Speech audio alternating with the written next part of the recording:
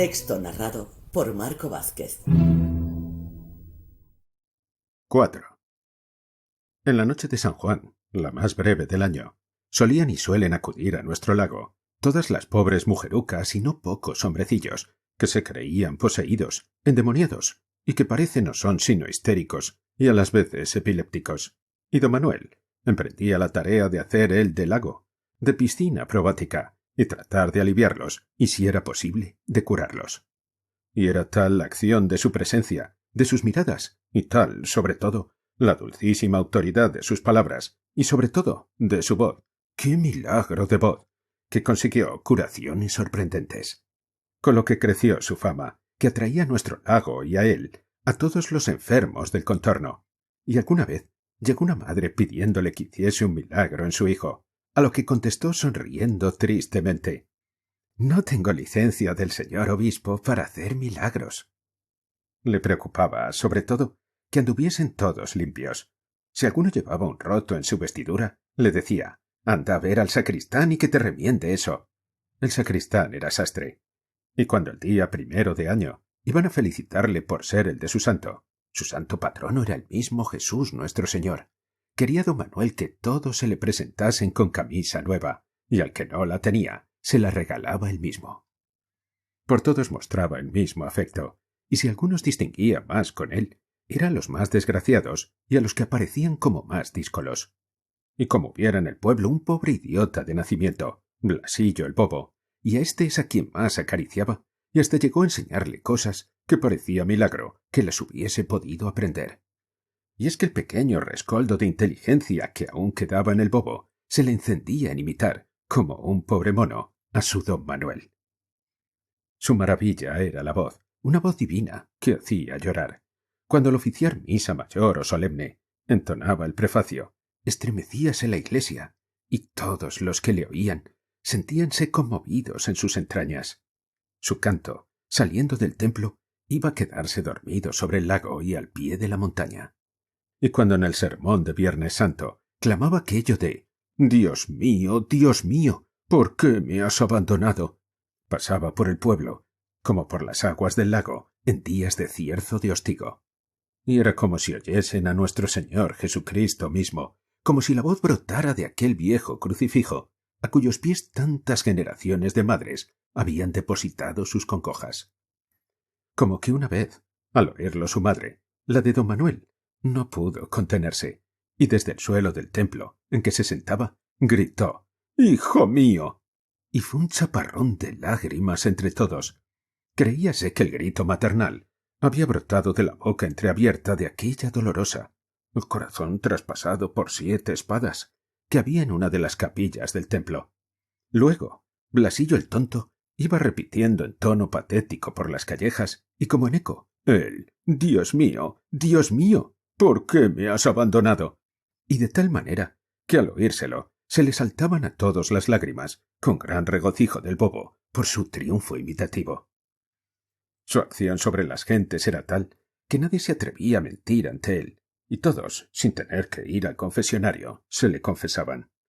A tal punto que, como hubiese una vez ocurrido un repugnante crimen en una aldea próxima, el juez, un insensato que conocía mal a don Manuel, le llamó y le dijo: «A ver si usted, don Manuel, consigue que este bandido declare la verdad». «¿Para que luego pueda castigársele?», replicó el santo varón. «No, señor juez, no. Yo no saco a nadie una verdad que le lleve acaso a la muerte. Allá entre él y Dios. La justicia humana no me concierne. No juzguéis para no ser juzgados, dijo nuestro Señor». «Pero es que yo, señor cura». «Comprendido. Dé usted, señor juez, al César lo que es del César, que yo daré a Dios lo que es de Dios». Y al salir, mirando fijamente al presunto reo, le dijo: «Mira bien si Dios te ha perdonado, que es lo único que importa». En el pueblo todos acudían a misa, aunque solo fuese por oírle y verle en el altar, donde parecía transfigurarse, encendiéndosele el rostro. Había un santo ejercicio que introdujo en el culto popular, y es que, reuniendo en el templo a todo el pueblo, hombres y mujeres, viejos y niños, unas 1000 personas, recitábamos al unísono, en una sola voz, el credo: «Creo en Dios, Padre Todopoderoso, Criador del cielo y de la tierra, y lo que sigue. Y no era un coro, sino una sola voz, una voz simple y unida, fundidas todas en una, y haciendo como una montaña, cuya cumbre, perdida las veces en nubes, era don Manuel. Al llegar a lo de «Creo en la resurrección de la carne y la vida perdurable», la voz de don Manuel se zambullía, como en un lago, en la del pueblo todo, y era que él se callaba. Y yo oía las campanas de la villa, que se dice aquí que está sumergida en el lecho del lago. Campanas que se dice también se oye en la noche de San Juan. Y eran las de la villa sumergida en el lago espiritual de nuestro pueblo. Oía la voz de nuestros muertos que nosotros resucitaban en la comunión de los santos. Después, al llegar a conocer el secreto de nuestro santo, he comprendido que era como si una caravana en marcha por el desierto, desfallecido el caudillo, al acercarse al término de su carrera, le tomaran en hombros los suyos para meter su cuerpo sin vida en la tierra de promisión. Los más no querían morirse sino cogidos de su mano como de un ancla. Jamás en sus sermones se ponía a declamar contra impíos, masones, liberales o herejes. ¿Para qué, si no lo sabía en la aldea? Ni menos contra la mala prensa. En cambio, uno de los más frecuentes temas de sus sermones era contra la mala lengua. Porque lo disculpaba todo y a todos disculpaba. No quería creer en la mala intención de nadie. La envidia, gustaba repetir, la mantienen los que se empeñan en creerse envidiados, y las más de las persecuciones son efecto más de la manía persecutoria que no de la perseguidora. Pero fíjese, don Manuel, en lo que me han querido decir. Y él, no debe importarnos tanto lo que uno quiera decir como lo que diga sin querer. Su vida era activa y no contemplativa, huyendo cuanto podía de no tener nada que hacer. Cuando oía eso de que la ociosidad es la madre de todos los vicios, contestaba, y del peor de todos, que es el pensar ocioso. Y como yo le preguntara una vez qué es lo que con eso quería decir, me contestó, pensar ocioso es pensar para no hacer nada, o pensar demasiado en lo que se ha hecho y no en lo que hay que hacer. A lo hecho pecho y a otra cosa. Y no hay peor que remordimiento sin enmienda. Hacer, hacer. Bien comprendí yo ya desde entonces que don Manuel huía de pensar ocioso y a solas, que algún pensamiento le perseguía. Así es que estaba siempre ocupado, y no pocas veces en inventar ocupaciones. Escribía muy poco para sí, de tal modo que apenas nos ha dejado escritos o notas.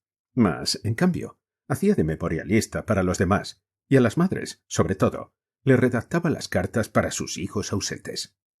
Trabajaba también manualmente, ayudando con sus brazos a ciertas labores del pueblo. En la temporada de trilla, íbase a la era a trillar y aventar, y en tanto aleccionaba o distraía a los labradores, a quienes ayudaba en estas faenas. Sustituía a las veces a algún enfermo en su tarea. Un día del más crudo invierno, se encontró con un niño, muertito de frío, a quien su padre le enviaba a recoger una res a larga distancia, en el monte. «Mira», le dijo al niño, «vuélvete a casa a calentarte, y dile a tu padre que yo voy a hacer el encargo». Y al volver con la res, se encontró con el padre, todo confuso, que iba a su encuentro. En invierno partía leña para los pobres, cuando se secó aquel magnífico nogal, un nogal matriarcal le llamaba, a cuya sombra había jugado de niño, y con cuyas nueces se había durante tantos años regalado, pidió el tronco, se lo llevó a su casa, y después de labrar en él 6 tablas que guardaba al pie de su lecho, hizo del resto leña para calentar a los pobres. Solía hacer también las pelotas para que jugaran los mozos, y no pocos juguetes para los niños.